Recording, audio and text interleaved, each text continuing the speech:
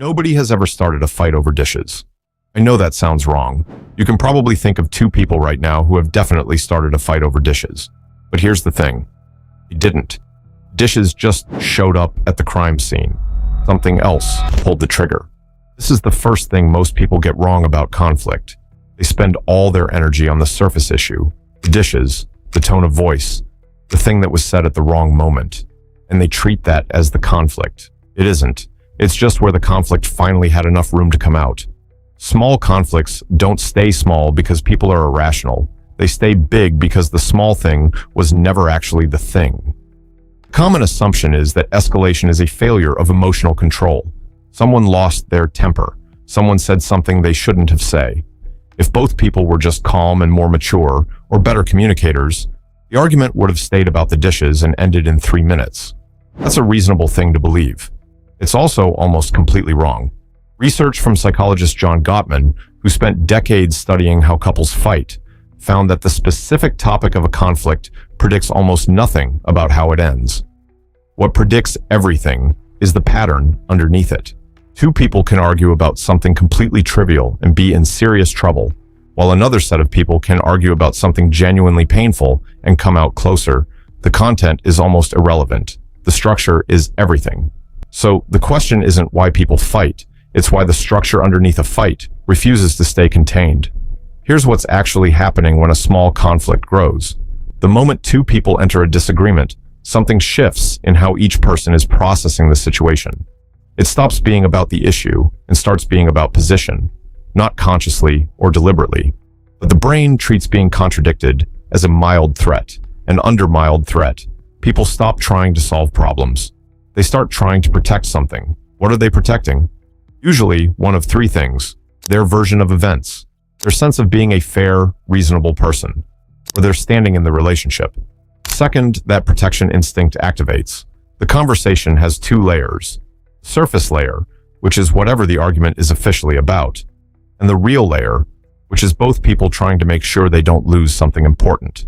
Here's where it gets structural. Those two layers run at completely different speeds. The surface argument can move forward, find common ground, even seem close to resolving. But the real layer hasn't moved at all. One person still feels like their version of events was dismissed.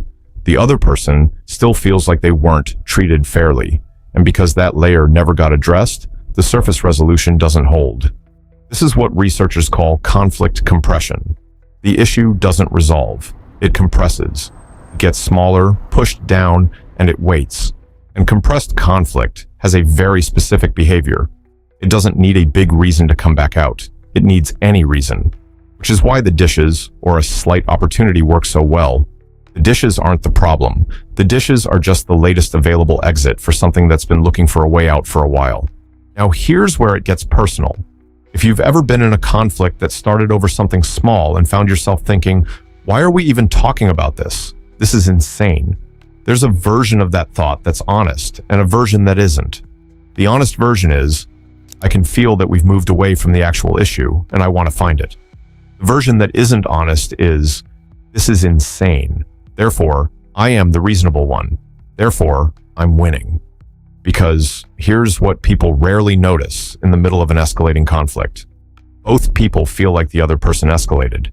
Both people feel like they were responding, not initiating. And statistically, both of them are telling the truth as they experienced it. This is what psychologists call the attribution asymmetry in conflict. You experience your own behavior as context dependent. You only raised your voice because they dismissed you. You experience their behavior as a character trait. They raise their voice because that's just how they are. What this means practically is that each person in an escalating conflict is watching a slightly different movie. Same events, but completely different edit.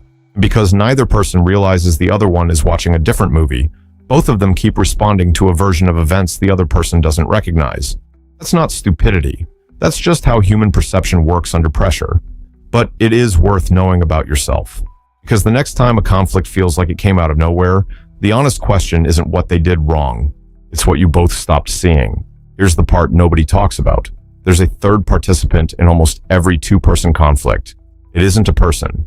It's the history of the relationship itself. Every previous conflict that didn't fully resolve, Every time something was let go without being addressed, every moment one person felt something and said nothing. That history doesn't sit quietly in the background.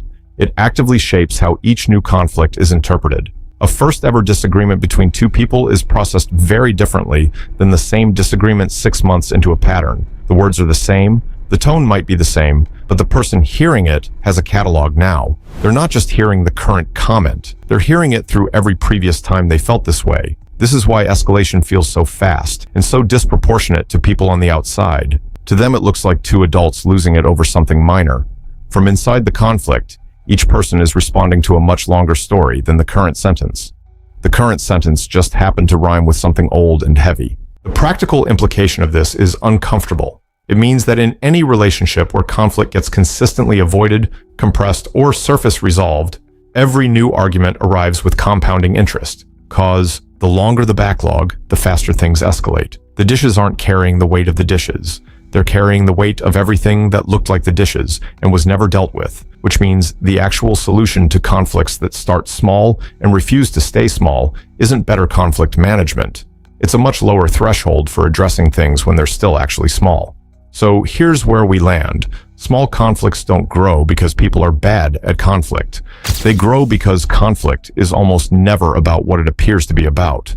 Underneath every surface argument is a position being protected, a version of events that needs to be validated, a history that hasn't been processed. The dishes never had a chance. And maybe the most useful thing you can take from this, the next time something small escalates faster than it should, before you ask what they did wrong, ask a different question. What has been compressed? What has been waiting for an exit? What is this conflict actually about? Because the answer is almost never the dishes.